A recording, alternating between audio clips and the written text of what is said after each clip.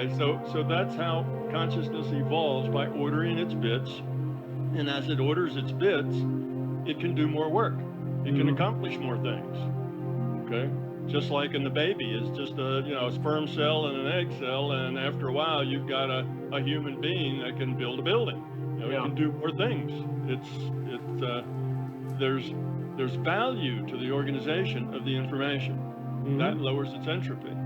Okay, now because it's a social system and it's interacting with consciousness, that's what consciousness does. It communicates with consciousness. In the beginning, it communicated with itself. It was just this one monolithic consciousness. It found that limiting.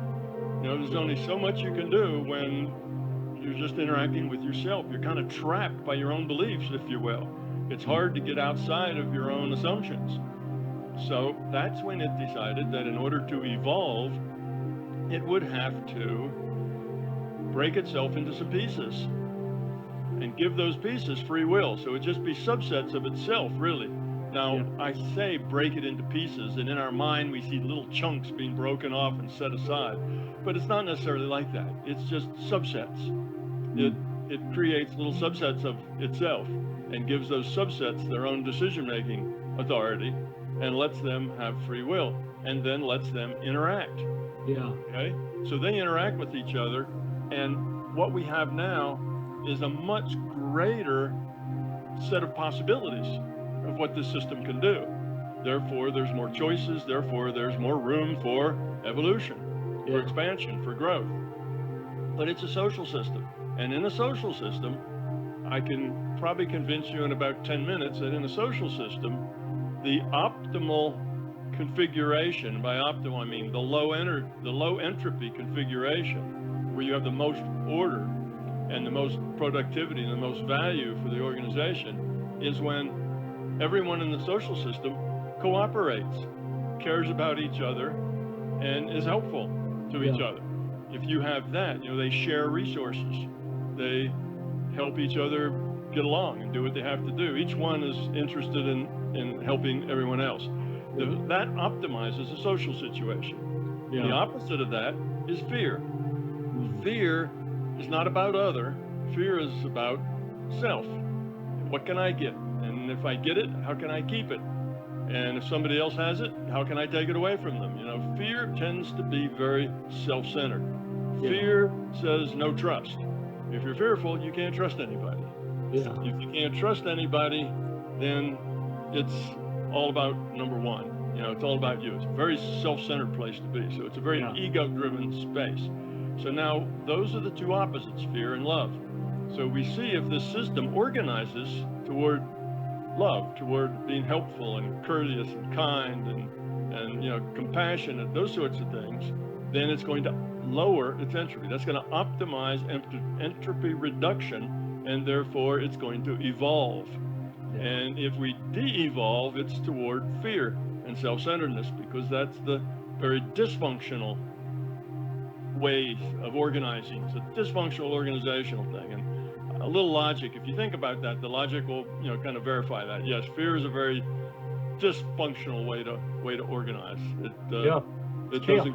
It's chaos. It doesn't go very far. Well, what happens if you have a fear-based society? What happens is that the individual units of fear start to group up to find mutual defense pacts. So other ones group up. That way they can go to smaller groups and take away the stuff that the smaller groups have.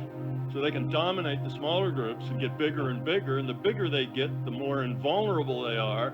So it ends up eventually with a number of large, powerful entities, and they're very hierarchical. You've got the one on top, and then you've got the ones down, and it's all kind of a kick down, kiss up, hierarchical organization. And it's a dominator culture. Dominator culture as opposed to like a caring, sharing, cooperative culture. And they dominate everything. So they each are trying to keep what they've got and take what others have. That's the basic thing. Well, that's where a fear-based social system goes, and that's just unstable. It doesn't, if somebody finds a new invention and come up with a really great idea, well, they don't share it.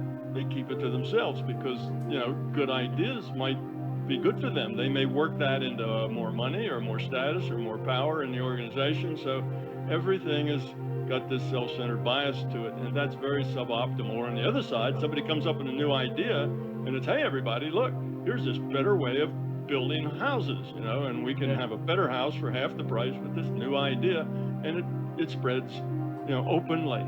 It's kind of an open, everything open source, right? It's one of those things. So anyway, that's how then this consciousness system that is evolving to lower its entropy, that means what it's doing is it's evolving toward becoming love, toward cooperation and caring, and that side of things. It's trying to get rid of the fear and the self-centered sort of things. If they're weird pieces of it, that means that's our mission as well, because that's really the only mission consciousness has, is to evolve.